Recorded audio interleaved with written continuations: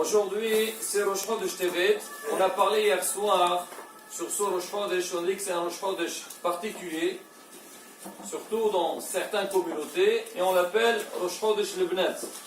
C'est le Rosh Chodesh des filles. On a expliqué les raisons de cette fête-là. Alors hier, quelqu'un il m'a appelé, il m'a dit attendez, vous avez parlé trop tard de cette fête-là, vous avez parlé le soir de Rosh Chodesh. Vous avez dit qu'il faut faire donc des gâteaux, la fête pour les filles, mais c'est trop tard, on n'a plus le temps. Alors je lui ai dit écoute, ne t'inquiète pas, le vrai jour de Rosh Chodesh c'est ce soir.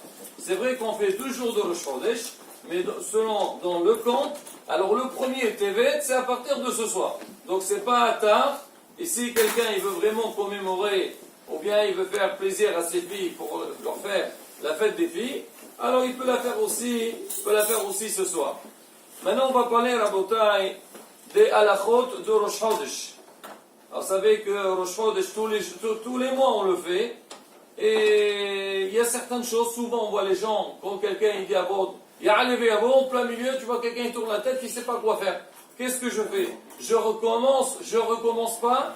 Alors, Rabotai, on va essayer de parler par rapport à la Hamida, Birkat Hamazon aussi. Alors, déjà, il y a levé à Bod, il se dit après Ressé. Donc, dans le passage de la Abouda du Beth Amikdash, donc on fait là-bas Ya'alev. Maintenant, il y a une différence entre la tfila de Arvit et la tfila de Shahrit et Minha. Si quelqu'un, dans la tfila de Arvit, il a oublié de faire Ya'alev, il n'a pas besoin de recommencer. Maintenant, c'est quoi le din?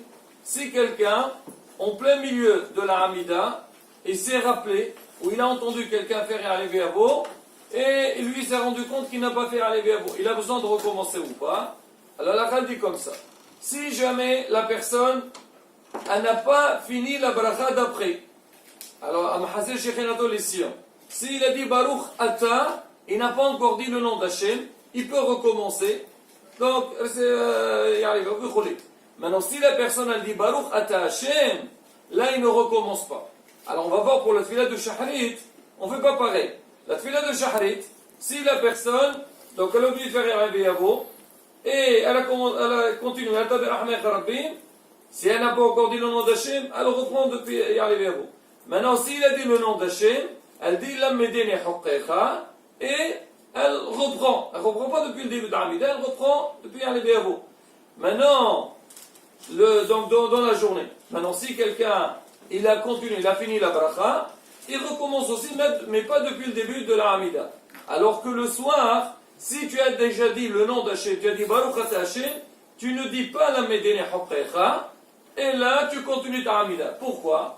Parce qu'on dit que Kiddush HaChodesh, il ne se faisait pas le soir, parce que le Bidin le soir, il était fermé, il ne travaillait pas. Donc ceux qui venaient témoigner le début du mois, il ne pouvait pas le faire le soir, parce que le Bédin il était fermé, il travaillait la journée.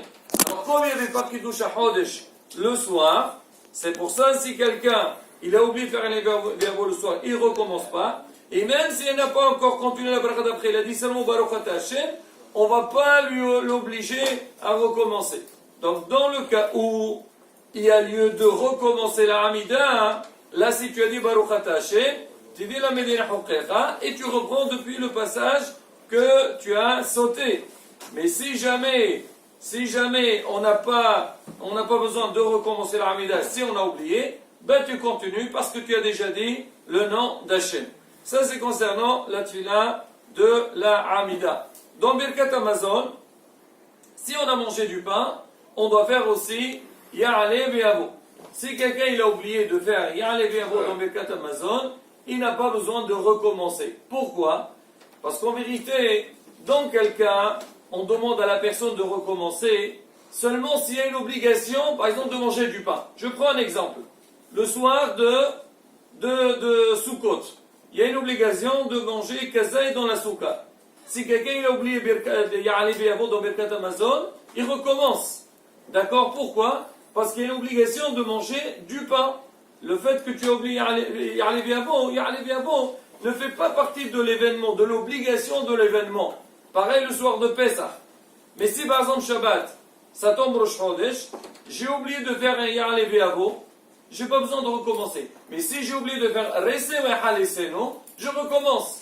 D'accord? Parce que les ça vient donc, disons, signaler l'événement qui est le Shabbat. Sur les Shlichit et Mahlok, si j'ai oublié Rese Mehal je recommence ou pas. Donc c'est pareil, donc la semaine, si jamais on a oublié de faire Ya'alev Yavot dans Birkat Amazon, on n'a pas besoin de recommencer. Mais c'est marqué à la bataille, c'est bien que le jour de Rosh Chodesh, si c'est possible, que la personne, elle fait un plat différent que tous les autres jours. Même Shabbat, on dit si ça tombe Shabbat, c'est bien de rajouter dans la Srouda une salade en plus ou quelque chose en plus pour marquer le coup que c'est le jour de Rosh Chodesh.